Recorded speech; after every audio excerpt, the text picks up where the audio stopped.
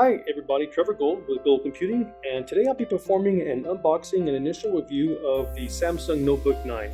This is the 2017 edition, which was announced earlier this year at CES, and this is the 15-inch model. Let's get to it. If you look at the box here, it has a very clean type appearance. It just has the Samsung branding here at the top and the bottom, Notebook 9. If we look onto the right side of the device, it has some Intel branding as well, Samsung branding, nothing on the top, nothing on the left side of the box, and the bottom is where the specifications are located. So let's bring that into view. I'll pause a bit for those of you that really like looking at the specifications.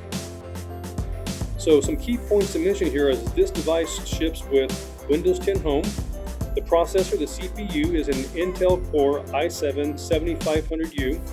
The LCD panel is 15 inches and is full HD. This has a dedicated NVIDIA 940MX DDR3L video card, has onboard memory of 16 gigabytes, and I should mention that whether you choose the 8 gigabyte model or the 16 gigabyte model, whatever you choose you'll be stuck with, as the memory is soldered onto the motherboard. This has a 256 gigabyte SSD, and the color of the device is light Titan. Let's go ahead and remove the cover and see what is included inside. Okay, there's the device. Let's go ahead and take that out for a moment and let's see what Samsung includes within the box. There's the Windows 10 Apps Quick Guide, some Samsung branding here at the top of that. They also include a micro USB to USB Type-C converter. It's always nice, good to have more of those. Side. Let's see what else is included. Here is the charging brick. Has some Samsung branding on there as well. Very clean appearance, very clean looking. Good. Set that to the side. And that's it. Nothing else in the box. Okay, let's go ahead and take off the protective shielding so we can get a good look at the device.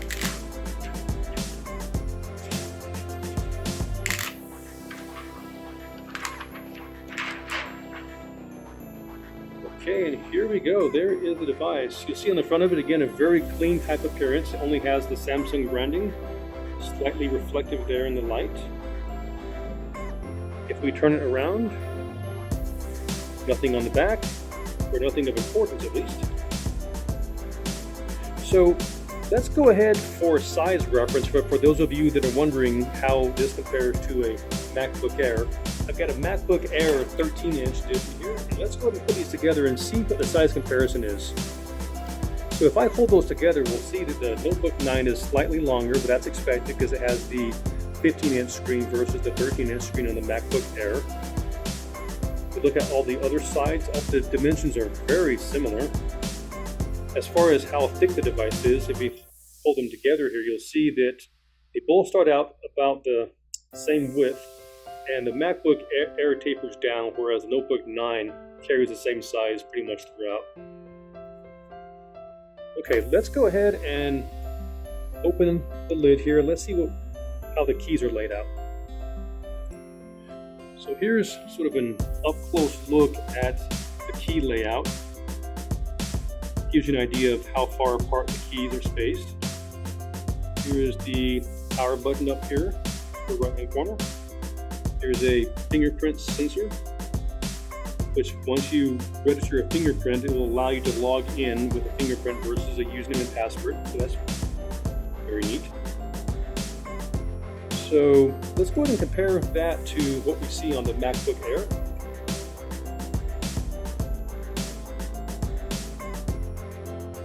So as we see on the MacBook Air, the keys are actually black in contrast to the casing, whereas the keys on the Notebook 9 are gray, which do also match the casing. If I were to hold these together, the touch pads there look very similar in size. Okay.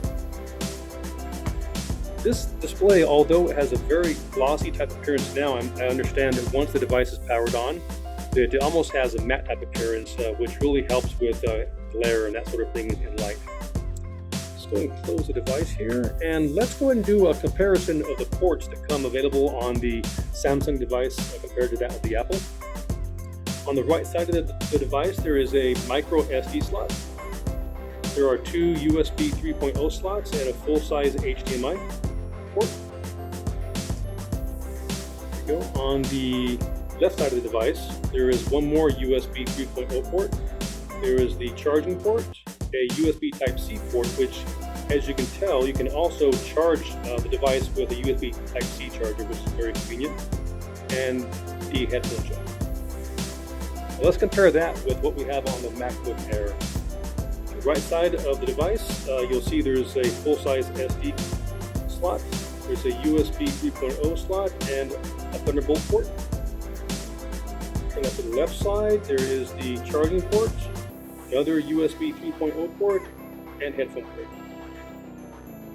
So it looks like the Samsung device has one additional USB 3.0 port beyond that of the MacBook Air.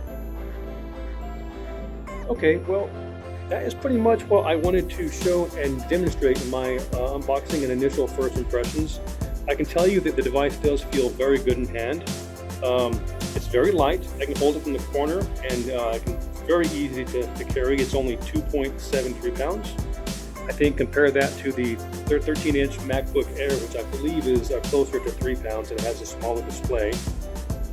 So very excited to start using the device and to identify some pros and cons, which I will definitely talk about in my upcoming full review of the device. I think I'm going to go ahead and end the video here.